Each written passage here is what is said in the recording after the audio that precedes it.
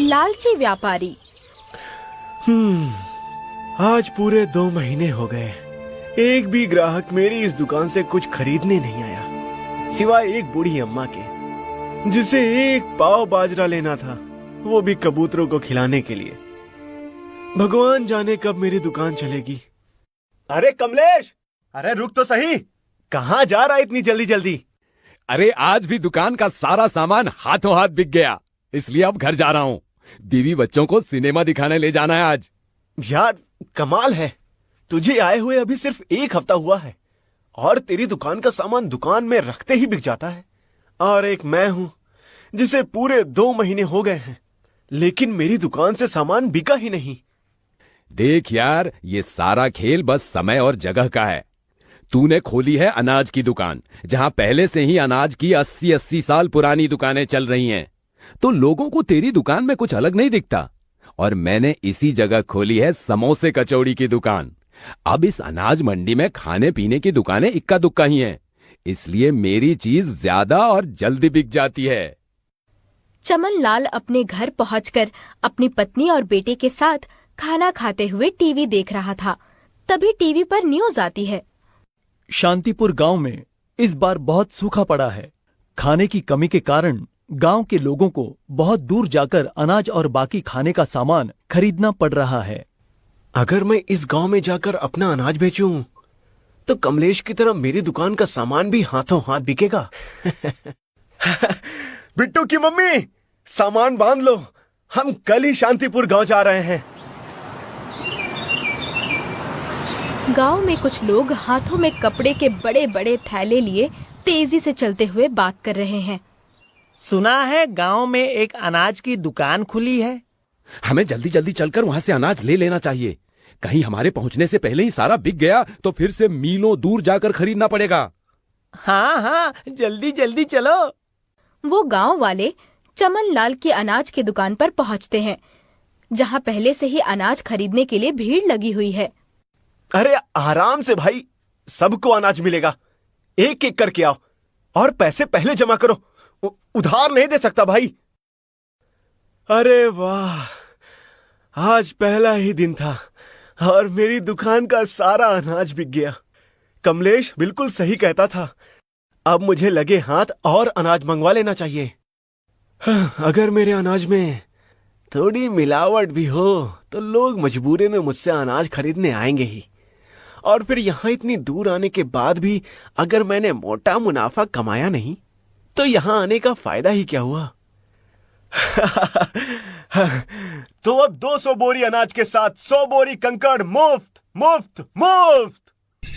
जैसे ही रात हुई, चमन लाल और उसके 4 नौकर उसकी दुकान के पिछले हिस्से में जाकर चुपके से गेहूं, चावल और दालों में उनके रंग से मिलते जुलते कंकड़ मिलाने लगे और उन्हें सुबह बेचने के लिए दुकान के आगे वाले हिस्से में रखने लगे।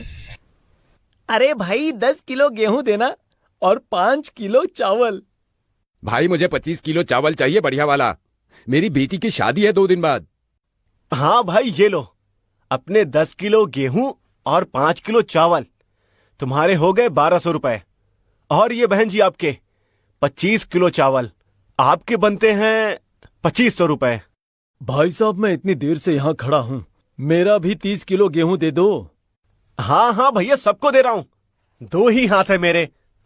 इसी तरह कई दिन बीत जाते हैं और चमन लाल की खूब कमाई होती है, लेकिन उसके द्वारा की हुई अनाज में मिलावट का असर अब गांव में धीरे धीरे दिखने लगा था।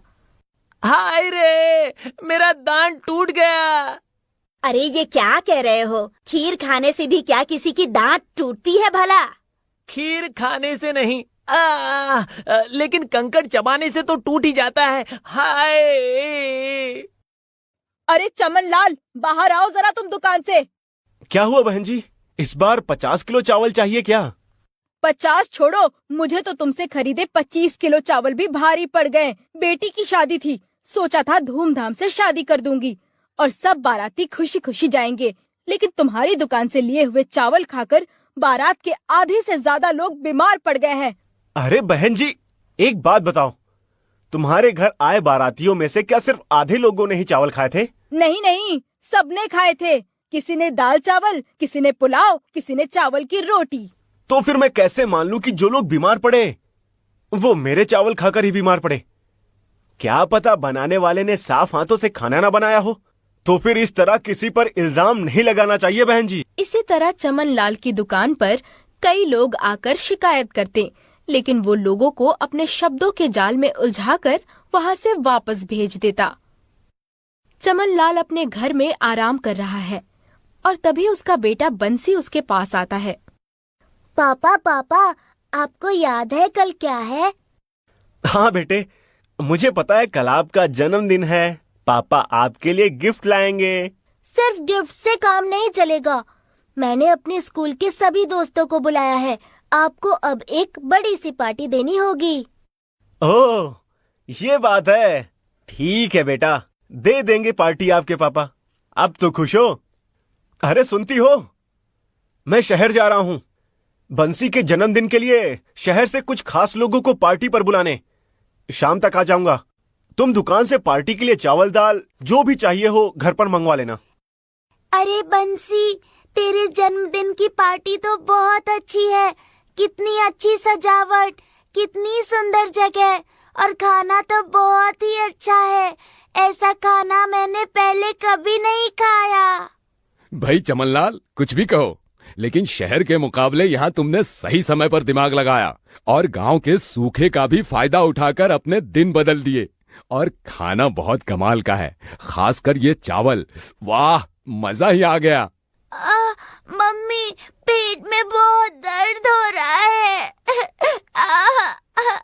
ये देखकर एक मेहमान डॉक्टर को बुलाकर लाता है। देखिए, इन सबको एक ही तरह के लक्षण हैं। इन सब ने बहुत भारी मिलावट वाला खाना खा लिया है, जिसकी वजह से इन सब की तबीयत खराब हुई है।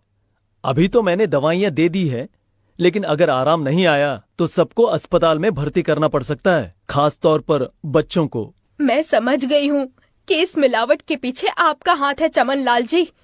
आपने थोड़े से मुनाफे के बदले इतने सारे लोगों की सेहत को खतरे में डाला। आपकी गलती की सजा आज मेरा बेटा और यहाँ पर आए बाकी सभी मेहमान भुगत रहे हैं। इसे तो पुलिस के हवाले कर देना चाहिए। बिल्कुल ठीक भाई साहब, ऐसे लालची व्यापारी को तो सजा मिलनी ही चाहिए। छोटू की मम्मी और बाकी मेहमान गुस्से में चमन लाल को पकड़कर पुलिस थाने ले जाते हैं। दरोगा साहब, आप इन्हें अंदर कर दीजिए। इनकी अनाज में मिलावट की आदत की वजह से आज बहुत से लोग बीमार हो गए हैं। मुझे माफ कर दीजिए दरोगा साहब, तुम सब भी मुझे माफ कर दो। मैं थोड़े से पैसों के लालच में अंधा हो गया था। मुझे अपनी भूल का पछतावा है।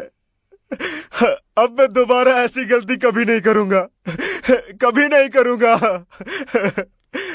चमन लाल को इस तरह पछताते देख सब लोग उसे सुधरने का मौका देते हैं। उस दिन के बाद चमन लाल ने कभी मिलावट वाला सामान नहीं बेचा।